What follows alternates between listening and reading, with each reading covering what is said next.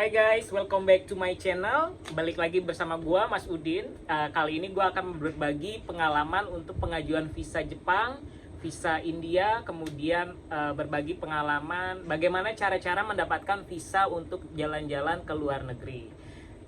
Tonton terus channel Jejak Mas Udin bersama Mas Udin di Jejak Mas Udin channel. Jangan lupa di like, komen, kemudian di share, and di subscribe. Thank you. Hai guys, welcome back to my channel. Balik lagi sama gue Mas Udin. Kali ini gue mau membahas tentang bagaimana cara mendapatkan visa waiver Jepang untuk liburan di Jepang selama 15 hari di maksimal kunjungan. Kemudian nanti gue akan membahas bagaimana cara mendapatkan electronic visa atau e-visa dari India. Kebetulan di tahun 2022 kemarin India dan Jepang sudah buka border mereka untuk kunjungan wisata. Nah, gue mau sedikit cerita nih bagaimana sih step by step untuk mendapatkan visa waiver Jepang. Kebetulan gue pengguna electronic passport. Nah, di sini gue punya e-passport atau electronic passport.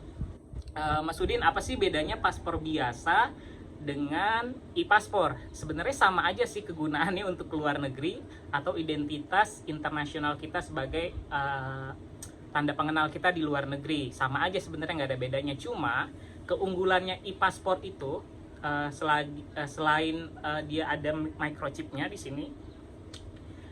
Ini ada microchipnya yang membedakan paspor biasa dan elektronik paspor. Nah, kebetulan paspor elektronik paspor ini kita bisa menggunakan autogate pada saat mau check in dan check out di imigrasi di bandara di mana tempat kita kunjungan di luar negeri. Kebetulan kalau kita pengguna paspor biasa itu biasanya ngantrinya panjang banget dan itu membuat kita lama menghabiskan waktu di antrian imigrasi. Nah, kalau untuk e-paspor kita tinggal tap aja di autogate, itu kita bisa langsung scan paspor kita dan keluar imigrasi. Cuma terkadang sistem di setiap negara berbeda-beda untuk e-paspor ini. Kebetulan gue pernah pakai paspor ini di beberapa negara menggunakan autogate, ada yang bisa, ada yang enggak. And the end, tetap aja gue harus ngantri di imigrasi untuk mendapatkan COP dari negara tersebut. Nah, langsung aja gue mau membahas tentang bagaimana sih mendapatkan elektronik visa dari kedutaan Jepang. Nah, ini kebetulan gue dapat visa Jepang di tahun 2017 kemarin. Sebenarnya gampang banget sih kalau kalian pengguna e-paspor untuk paspor elektronik Indonesia khususnya. Waktu 2017 itu kan gue dapat kesempatan masih di kedutaan Jepang di Jakarta. Nah, pada saat itu 2017 itu gue dapat visanya masih mengajukan di kedutaan Jepang di Jakarta. Tahapnya gampang banget, kita tinggal buka situs kedutaan Jepang Jakarta, nanti gue masukin di link deskripsinya. Itu 2017, nanti untuk regulasi di 2023 ini berbeda lagi, nanti gue jelaskan caranya. Ini gue mau cerita pengalaman mendapatkan visa waiver Jepang di tahun 2017, sangat-sangat mudah. Jadi pada saat itu gue hanya download untuk formulir yang dimana gue harus isi data diri gue, itinerary perjalanan selama di Jepang berapa hari, tujuan wisatanya kemana aja, kemudian dilengkapi dengan foto, kemudian bikin susunan perjalanan kita selama di Jepang mau kemana aja. Kemudian setelah itu gue datang ke kedutaan Jepang yang ada di Jakarta. Kebetulan pada saat 2017 itu gue datang jam 5 pagi gue udah di kedutaan Jepang di Jakarta. Ternyata jam 5 pagi itu sudah ramai, jadi banyak banget orang yang mau mendapatkan visa waiver di tahun 2017 itu. Nah, tapi yang gue bikin agak worry sih kemarin, pengalaman gue pribadi ya, Jadi mendapatkan visa waiver Jepang di sana kan kita dapat nomor antrian pada saat masuk ke kedutaan Jepang itu kan. Nah, nomor antriannya itu ternyata random, tidak tersusun, misalkan 91, 92, 93, 94, 95 dan seterusnya. Enggak. Jadi bisa dipanggil 92, kemudian 95. Nah, gua kan agak kurang fokus karena main handphone.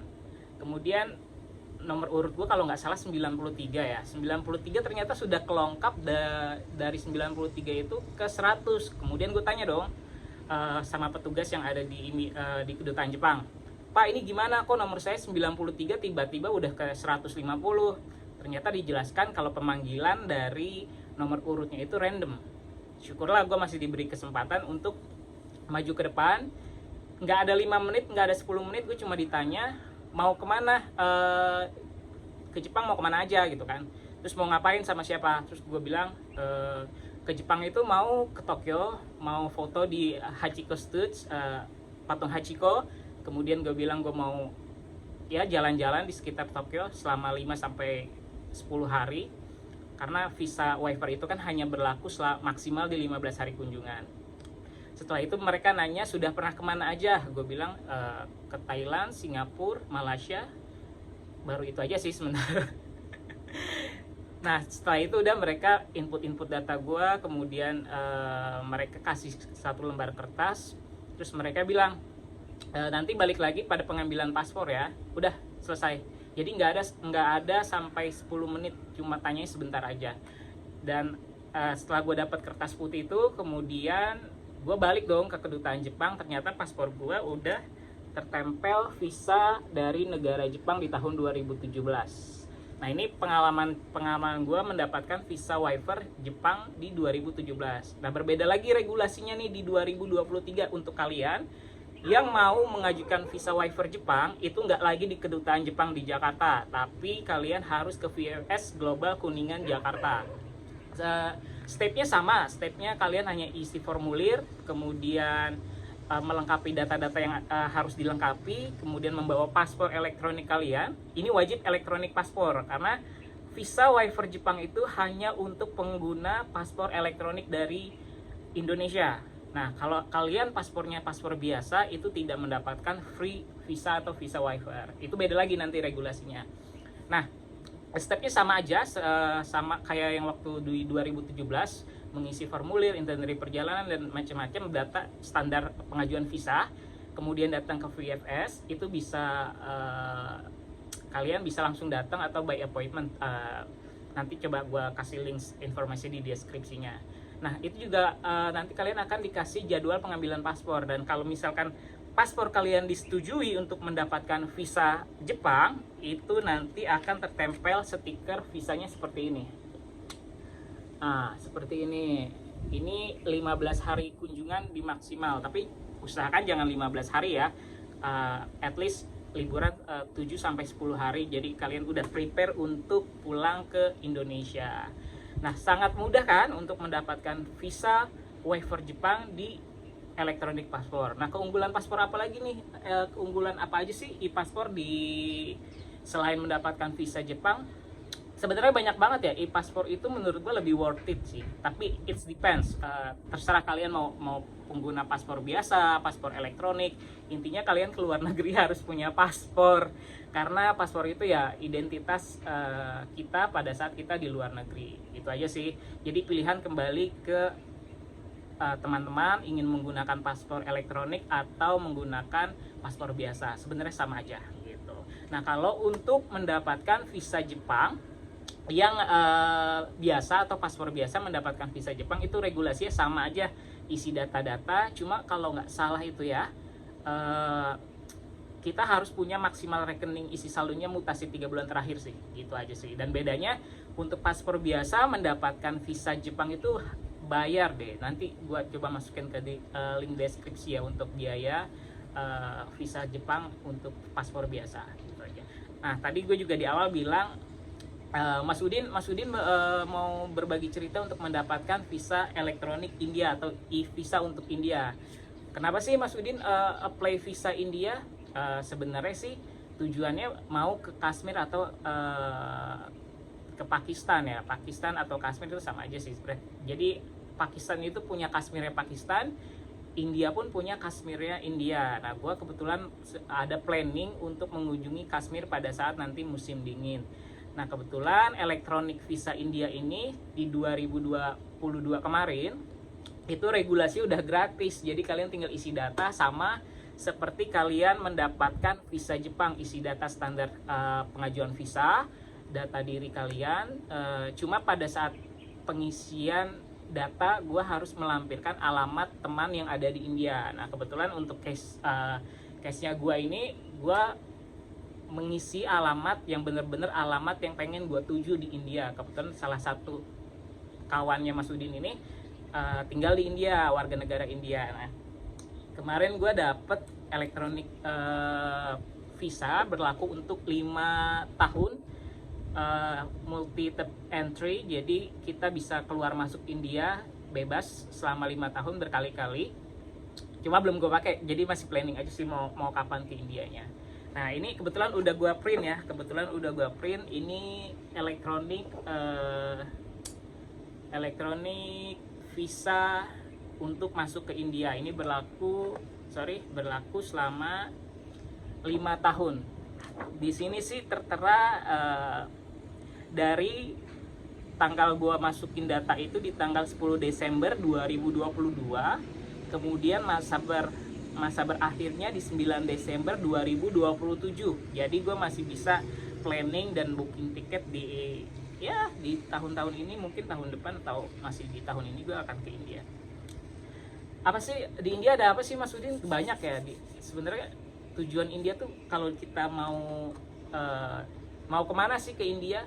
Banyak banget, jadi tergantung kalian maunya kemana. Kebetulan kalau kalian sukanya India yang ada salju-saljunya atau winter season, ya kalian harus ke Kashmir. Kashmir itu mereka di sana itu mereka memiliki winter season pada saat bulan Desember, Januari dan Februari. Itu benar-benar seperti little place-nya New Zealand atau ya seperti di Eropa sih sebenarnya. Nanti kalian bisa searching di YouTube Kashmir India tuh seperti apa. Jadi India tuh tidak melulu jorok, nggak gitu, nggak melulu kumuh, nggak. India itu worth it banget kok untuk dikunjungi. Nah, kenapa sih Mas Udin mau ke India?